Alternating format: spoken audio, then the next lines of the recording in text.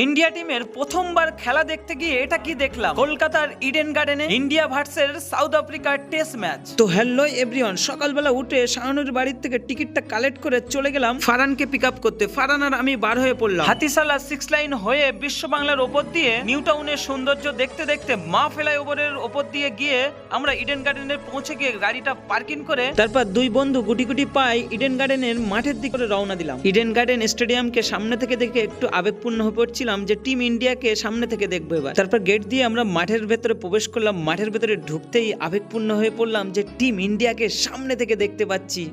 সেই শান্তি। এদিন আমি রোহিত শর্মার গেঞ্জিটাই পরে নিলাম, যেহেতু আমি রোহিত শর্মার ফ্যান।